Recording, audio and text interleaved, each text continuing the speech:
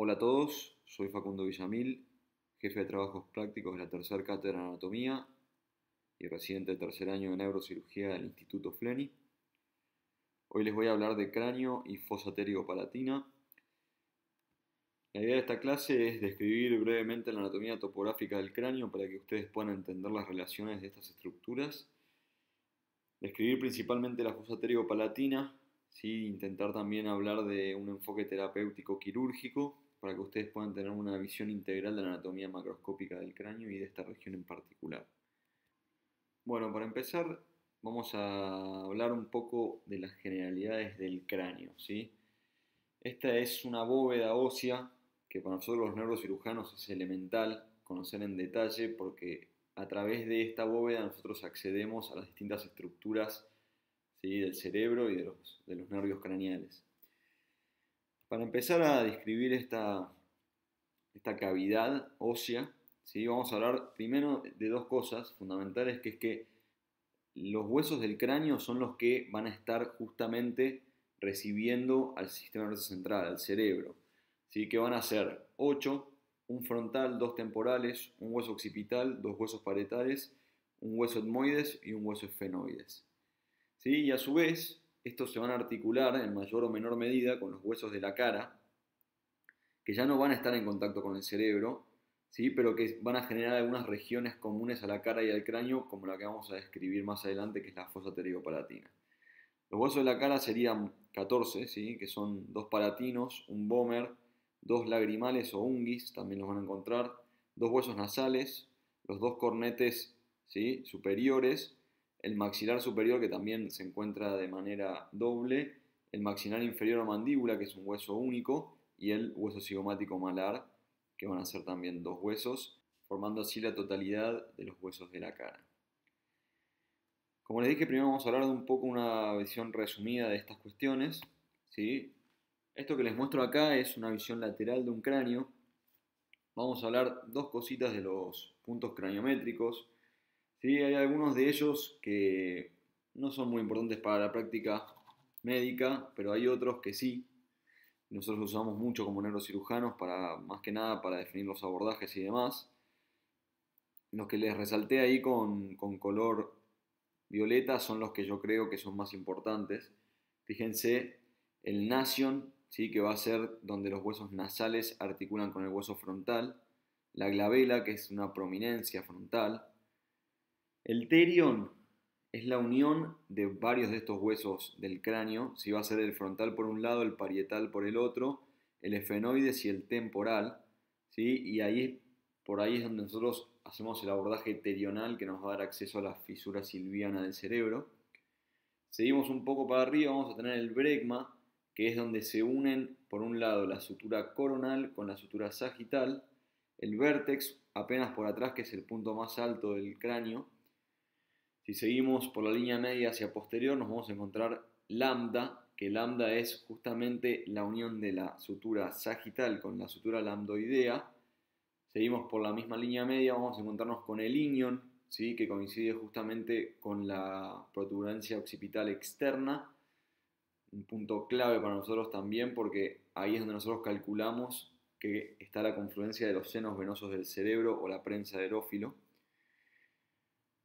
Y en la cara lateral también vamos a encontrar ese que les marqué, que es el asterion, otro punto clave, que es donde se unen las suturas de los huesos parietal, temporal y occipital, formando el asterion, ¿sí? Este asterion es un punto clave porque nos va a marcar a nosotros la diferencia, ¿sí?, o la división entre lo que es la fosa posterior y el resto de la cavidad craneana.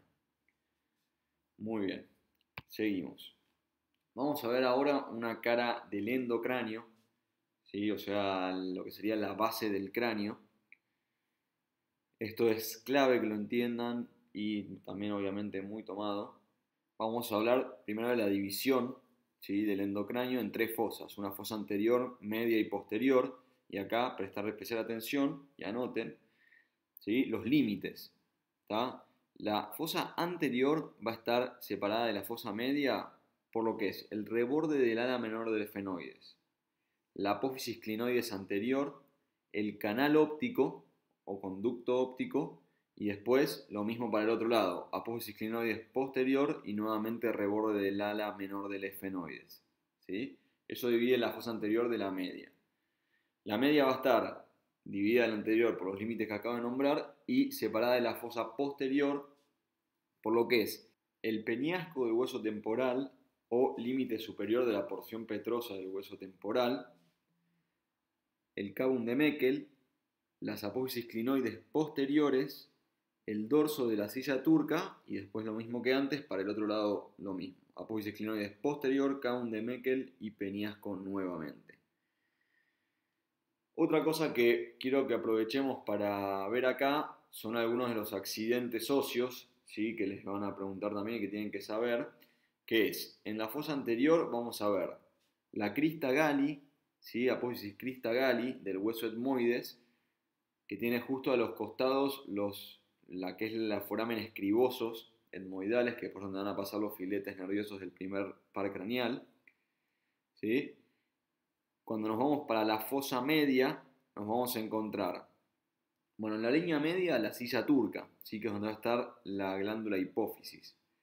Si nos vamos un poco para adelante, están las apófisis clinoides que les nombré recién, ¿sí? Con el canal óptico y los conductos ópticos, que son esos agujeros. Nos vamos un poquito para lateral y nos vamos a encontrar de anterior a posterior, primero con la fisura orbitaria superior, que es la que se genera entre el ala menor y el ala mayor del esfenoides.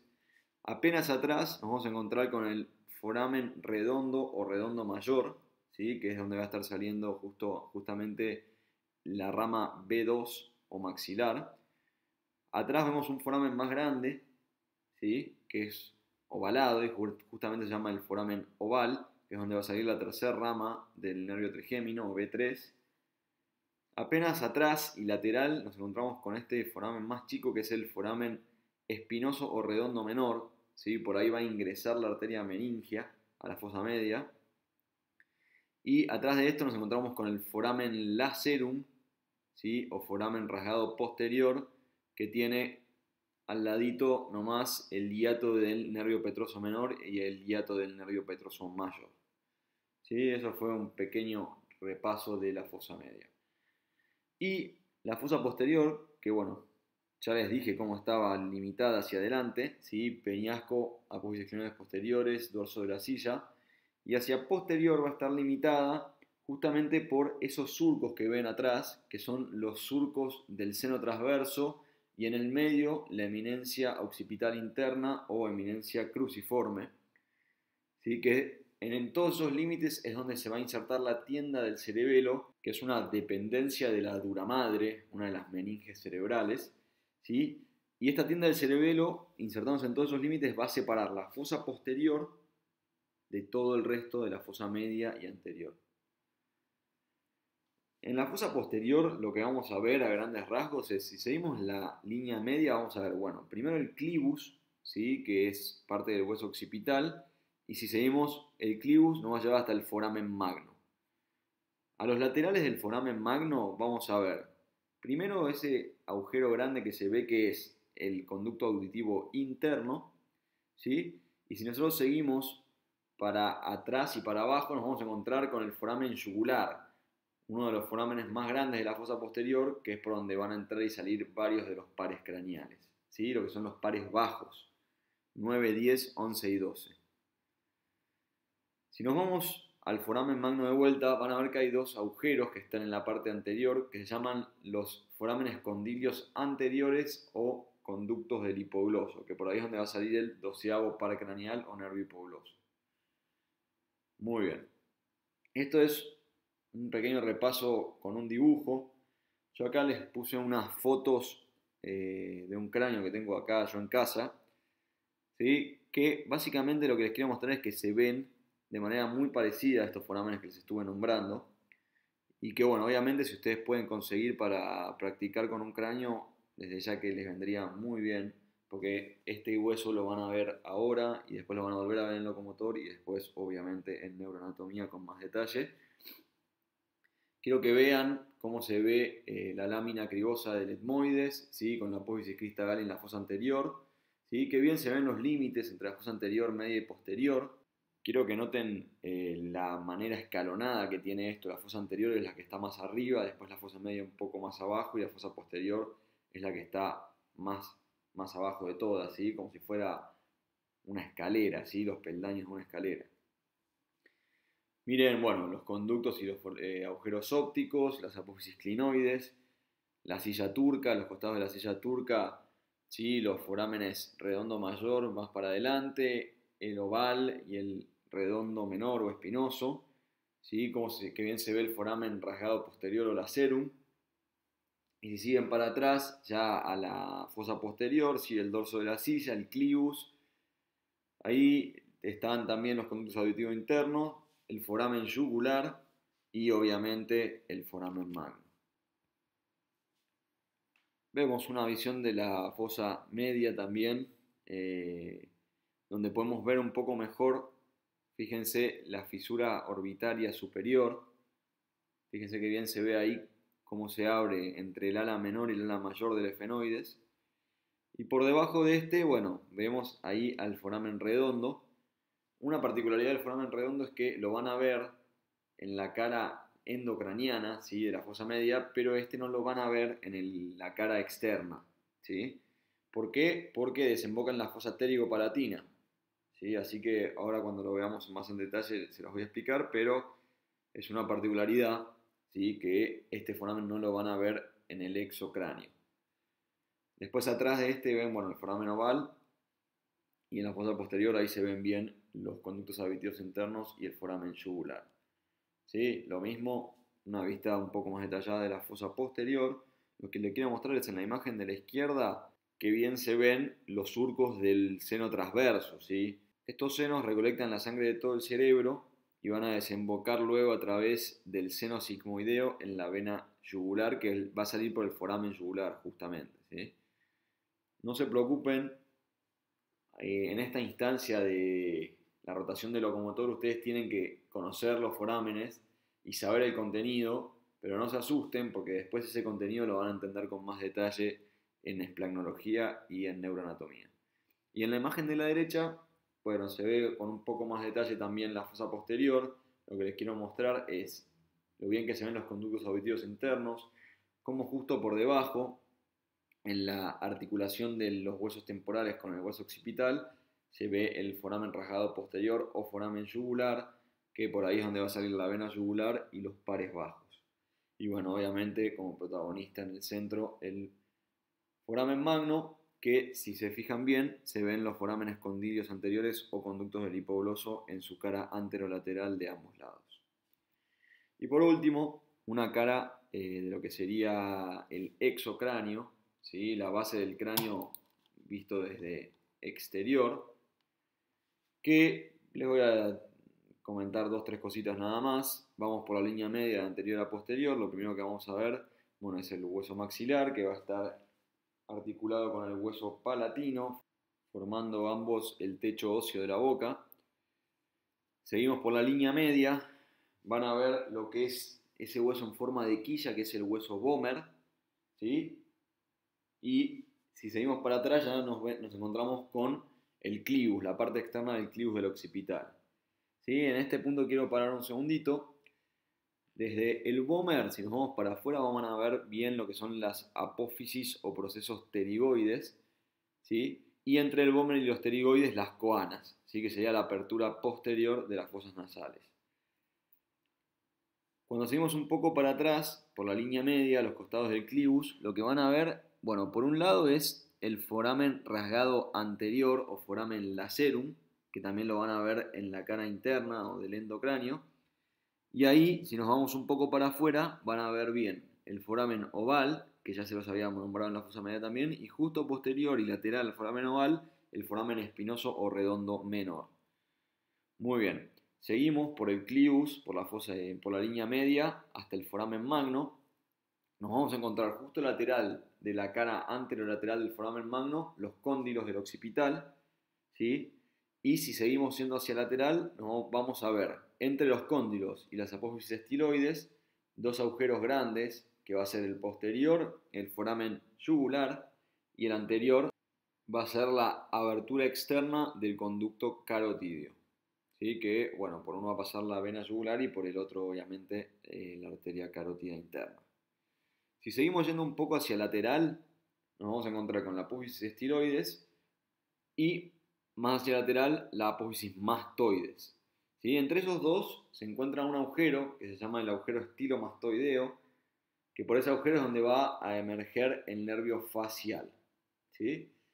Y otro reparo óseo importante a esa altura es justo medial a la apófisis mastoides. Hay una ranura ósea que se llama la ranura digástrica, donde se va a insertar el músculo digástrico. Perdón. Muy bien, eso fue un pequeño repaso, espero que les haya servido. Vamos a hablar ahora de lo que nos reúne, que es particularmente de la fosa pterigo-palatina.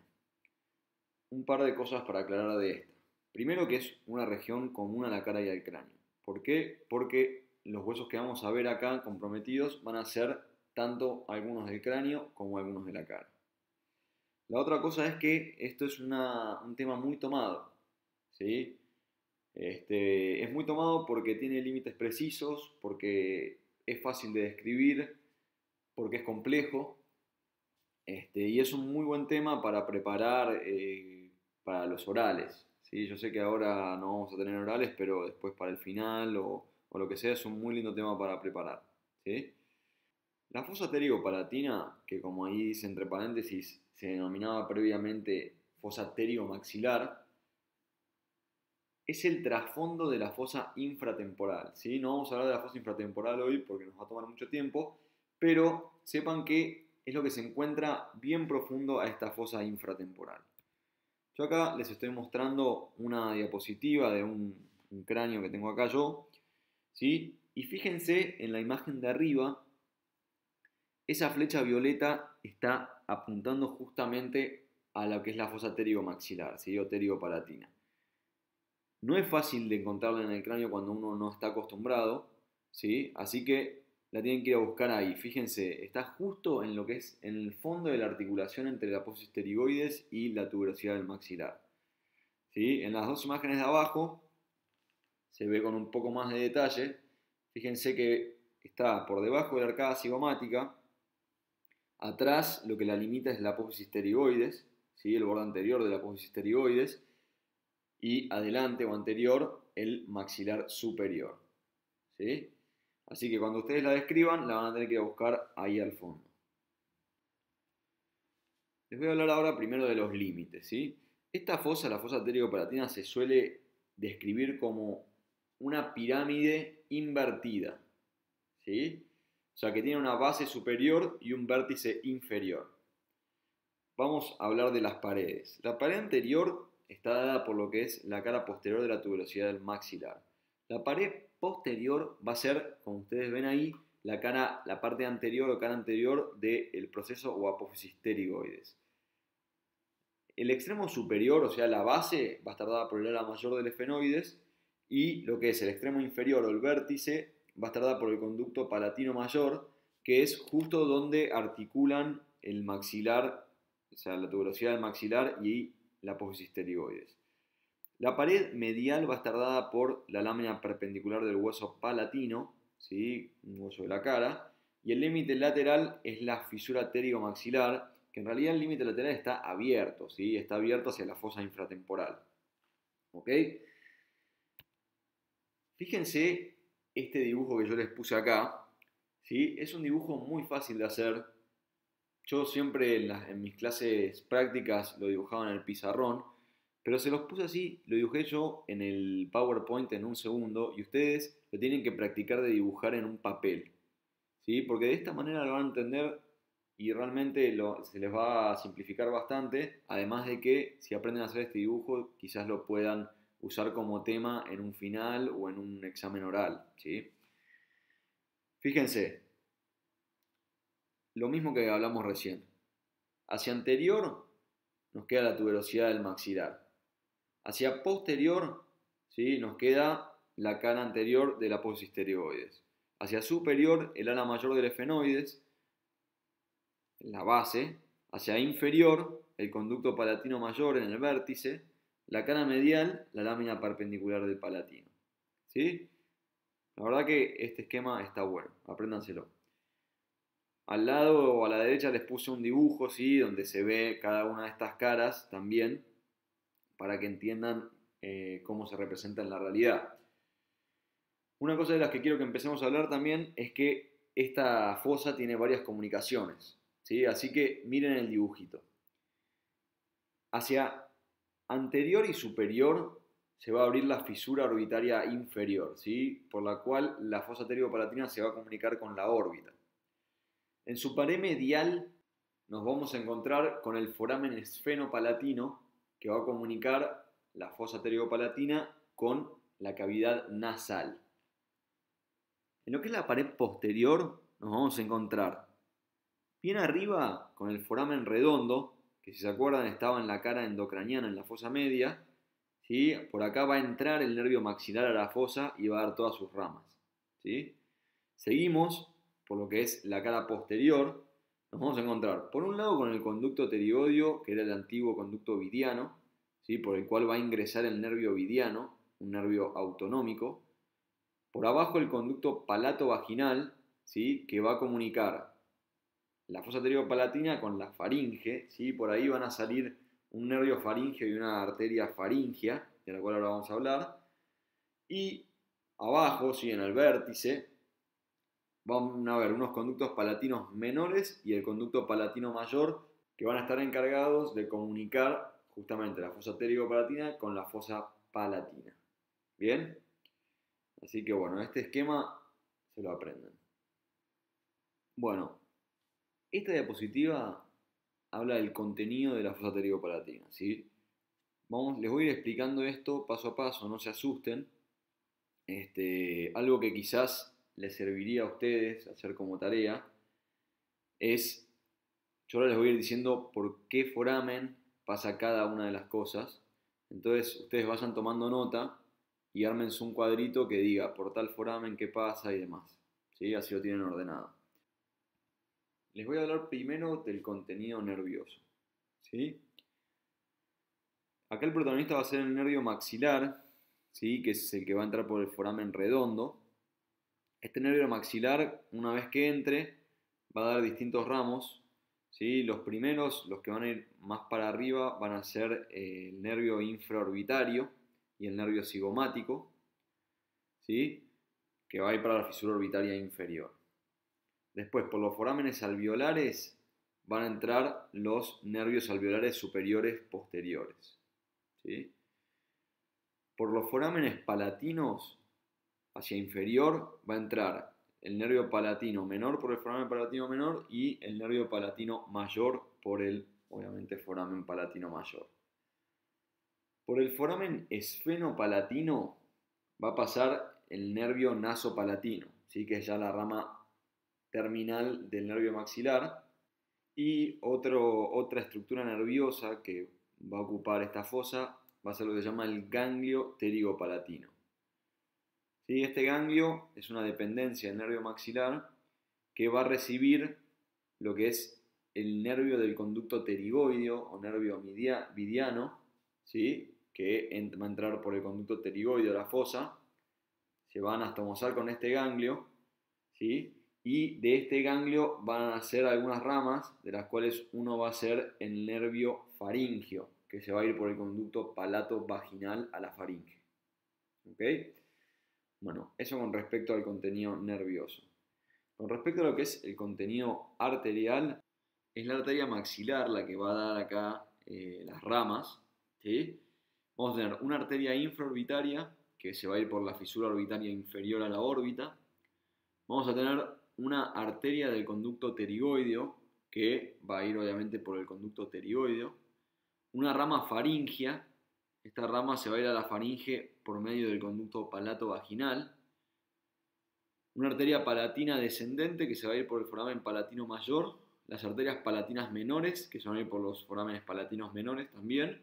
Y por último, la rama terminal que va a ser la esfenopalatina, que va a entrar por el foramen esfenopalatino y se va a ir a las fosas nasales. Con respecto al contenido venoso, son tres cosas nada más. Una vena oftálmica inferior, ¿sí? Que va a entrar también por la fisura orbitaria con la vena infraorbitaria y una vena del conducto pterigoideo que va a ir obviamente por el conducto pterigoideo.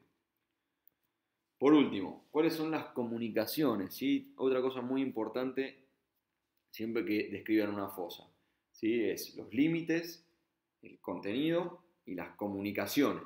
¿Bien? Con la órbita se va a comunicar por medio de la fisura orbitaria inferior. Con la cavidad nasal, como ya les dije, por el foramen esfenopalatino. Con la fosa cerebral media, como mencionamos antes, por el foramen redondo. Con la fosa infratemporal, a través de la fisura pterigomaxilar, ¿sí? ¿Se acuerdan que es el trasfondo de la fosa infratemporal? Con la región palatina por los forámenes palatinos y con la región faríngea por medio del conducto palato-vaginal. Muy bien. Así que yo sé que esto puede resultar un poco abrumador en un principio, pero lo importante es que aprendan a hacer el dibujito. Cuando aprendan a hacer el dibujito van a tener ya los límites y los forámenes y por esos forámenes con qué comunica, ¿sí? Con qué otra región comunica y a su vez qué es lo que pasa por cada foramen. ¿Está? Si esto lo hacen ordenado, en unos 5 minutos lo pueden describir de forma satisfactoria. Muy bien. Para darle un poco de relevancia anátomo-quirúrgica a esta región, les voy a hablar de unos casos, ¿sí? Que operamos en el FLENI. Uno fue el año pasado y el otro hace 2 años. ¿Sí? El primer caso es un paciente femenino de 77 años que la particularidad es que ella empezó con parestesias, o sea, falta de sensibilidad en el territorio de B2, o sea, del nervio maxilar izquierdo. Con este hallazgo clínico se realizó una resonancia y una tomografía en la cual se ve lo siguiente, ¿sí? Fíjense, primero los de arriba son cortes sagitales. Fíjense justo por debajo de la órbita. ¿Ven que hay una lesión que realza con contraste?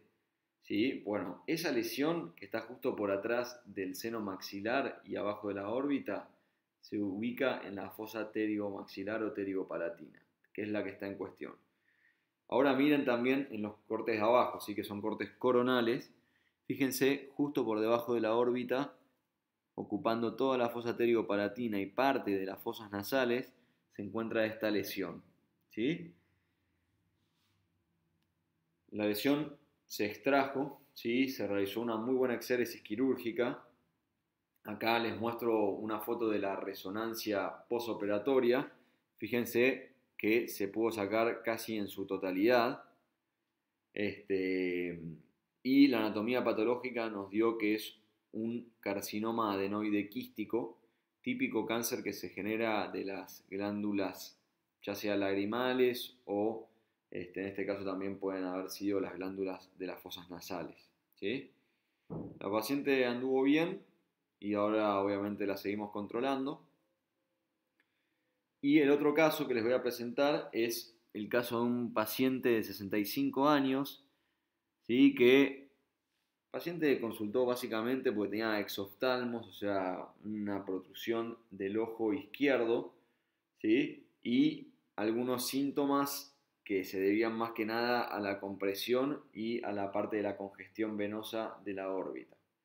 Se realizó también una resonancia con contraste, ¿sí? Que lo que mostraba era una lesión que ocupaba parte de la fosa temporal, de la fosa media, parte de la fosa anterior, y que por medio del foramen redondo se extendía hacia la fosa pterigomaxilar. ¿Sí? Un realce intenso y homogéneo de contraste. Esta imagen, a ver, no lo tienen que saber, ¿no? Pero es bien típica de un meningioma, ¿sí? De un tumor de las meninges. La cuestión es que este tumor se originó en la fosa media y por medio del foramen redondo, ¿sí? Se fue hacia la fosa pterigomaxilar. A esta paciente la operamos con un doble abordaje, ¿sí? Hicimos por medio de un abordaje terional la parte intracraniana, ¿sí? Ahí sacamos todo el meningioma de la fosa anterior y la fosa media, y después para la fosa pteriomaxilar hicimos lo que se llama, como en el primer caso, un abordaje endoscópico endonasal, ¿sí? De esta manera nosotros ponemos a través de las fosas nasales un endoscopio, ¿sí? Y operamos a través justamente de las fosas nasales el cerebro, o en este caso la fosa pterigo-palatina. Para nosotros abordar la fosa pterigo-palatina, lo que hacemos es, desde adentro de la fosa nasal nos metemos al seno maxilar, ¿sí? Y cuando llegamos a la pared posterior del seno maxilar, si se acuerdan, ese es el límite anterior de la fosa pterigo-palatina. Así que nos metemos a través del seno maxilar, abrimos la pared posterior del seno maxilar y entramos en la fosa pterigo-palatina. ¿Sí? Que una vez que abrimos el seno maxilar, ahí vamos a ver, nosotros recién estábamos viendo desde la cara lateral la fosa pterigo-palatina, y cuando nosotros la operamos por la nariz, la vamos a abrir desde la cara medial. ¿Sí? Y ahí, bueno, se ven, entre otras cosas, el nervio maxilar, el ganglio pterigo-palatino, ¿sí? Para abajo, como da el nervio palatino mayor, ¿sí? Con la arteria. Se ve también la arteria maxilar entrando a la fosa, dando todas sus ramas. Hacia arriba vemos cómo el nervio maxilar ya se va convirtiendo en el nervio infraorbitario para salir por la órbita. Y bueno, a ver, no quiero que se vuelvan locos con esto, esto es simplemente a manera de ejemplo para que vean que esto no es solo anatomía porque sí, sino que a nosotros los cirujanos nos sirve mucho cuando tenemos que ir a sacar lesiones para, más que nada, con cirugías oncológicas, ¿no? Cuando vamos a sacar tumor, tenemos que conocer bien detalladamente estas regiones que son tan pequeñas y que tienen contenido tan importante, en este caso, bueno, todas las ramas del nervio maxilar, las ramas de la arteria maxilar, ¿sí? Que son de vital importancia para la fosa palatina, para las fosas nasales, para la órbita. Así que bueno, espero que les haya gustado la presentación, espero que la hayan entendido. Si tienen preguntas, me pueden escribir, ahí está mi mail, que es fvillamil@fleni.org.ar. Les dejo la bibliografía que usé para armar esta clase, si es que la quieren consultar.